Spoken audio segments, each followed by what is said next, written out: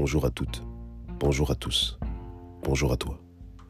Bienvenue dans le Passeport illimité, le podcast qui déconstruit et explore les idées reçues sur la gestion émotionnelle, la gestion du stress et sur la liberté par le leadership. Bienvenue dans l'épisode 5 de la saison 1.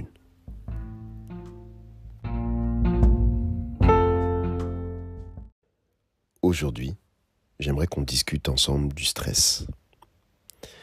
Comme tu le sais, ce podcast est axé sur l'intelligence émotionnelle, la gestion du stress ainsi que la liberté par le leadership. Alors nous avons commencé un petit peu à discuter dans les 2 premiers épisodes sur la liberté, sur le concept du leadership, mais aussi sur la maîtrise, qui est une dimension de l'intelligence émotionnelle. C'est quelque chose sur lequel on reviendra par la suite. Aujourd'hui, j'aimerais qu'on discute du stress. Alors le stress, qu'est-ce que c'est ? C'est un mécanisme déjà, et il faut commencer par ça, qui est normal et qui est utile surtout. À la base, le stress, c'est un moyen de réagir, c'est un moyen d'alerte. Et en soi, ce n'est pas un souci. Le seul souci, c'est quand ça devient pathogène, et donc quand ça passe en anxiété chronique. Cette anxiété chronique, on en discutera un petit peu le mois suivant, c'est-à-dire au mois de mars. On ira un peu plus loin dans ce sujet-là. Aujourd'hui, j'aimerais qu'on s'intéresse vraiment au fin fond des causes et des conséquences du stress. Est-ce que tu savais que le stress provient de l'extérieur et non de l'intérieur ? En effet, la cause provient toujours de l'extérieur. Nous sommes stressés parce que l'on appelle des stresseurs ou des éléments stressants. Et ces stresseurs-là, en fait, ils vont générer une certaine quantité de stress. Alors, c'est quand même un peu paradoxal parce qu'on a souvent tendance à dire « je suis stressé, j'ai du stress ». Et oui, en effet, les conséquences du stress se retrouvent à l'intérieur, car finalement, elles vont se manifester par des symptômes différents. Ça peut être de la transpiration, ça peut être une accélération du rythme cardiaque, une perte de ses moyens, etc., etc.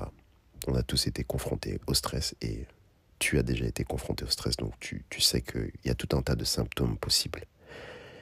Mais finalement, d'où ça vient ?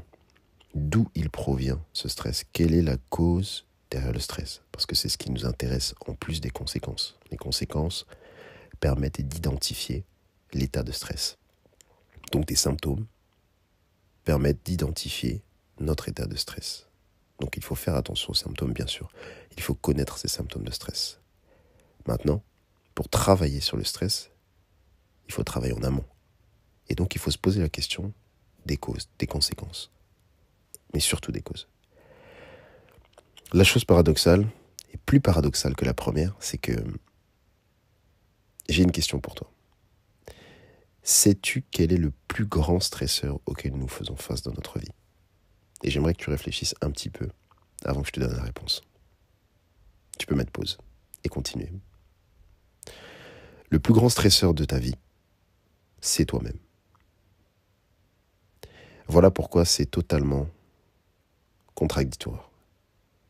Le stress provient de l'extérieur. Oui, c'est un stimulus externe. Mais pourtant, le plus grand élément stressant, c'est toi. Comment est-ce que tu peux faire pour gérer cette ambivalence ? C'est quand même très complexe. Alors, pour toi, j'ai une solution potentielle.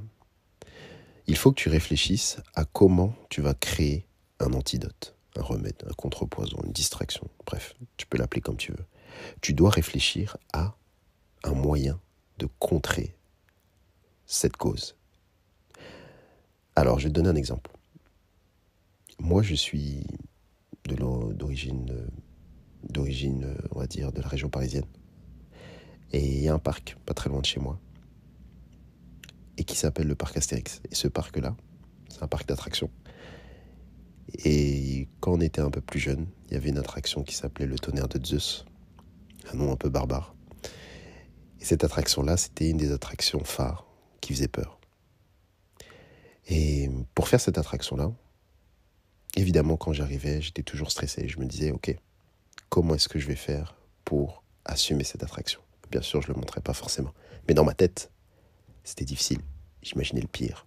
Je me disais que c'est sûr qu'on allait dérailler, etc., etc.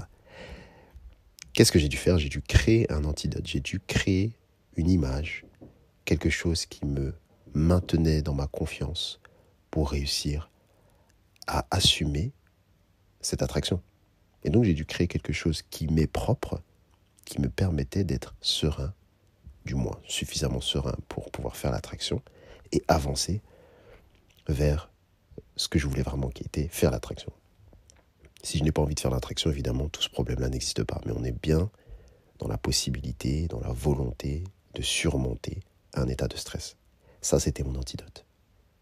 Quel est ton antidote ? La suite au prochain épisode.